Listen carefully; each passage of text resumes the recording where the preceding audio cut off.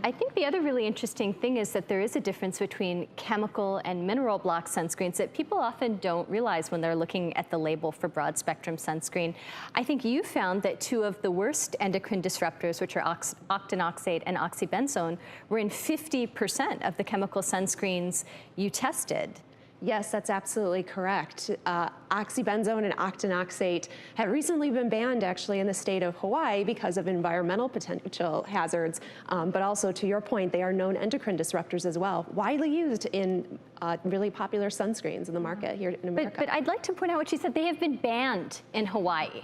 So if something is dangerous and killing coral, and that's why it's banned in the state of Hawaii, it really isn't something that we should be putting on our kids. So you're a consumer, we need to protect ourselves from skin cancer. What do we do now? Because you have me scared. We have parents scared. I mean, to err on the safe side, you know, wearing this protective clothing, and you're seeing more and more of it. You see it more athletes, golfers, for example.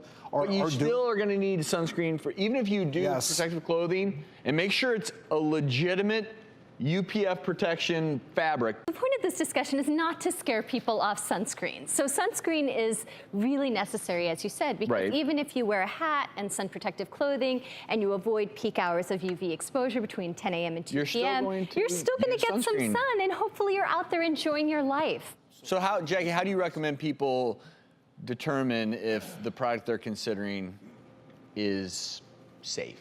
Well, let's say a few things. Our findings did show that, consistent with the American Academy of Dermatology, SPF greater than 30 SPF, broad spectrum, and waterproof is always important. Of course, work with your family practitioner or dermatologist to determine what's the best fit. And overall, you can check out our website at cleanlabelproject.org as well.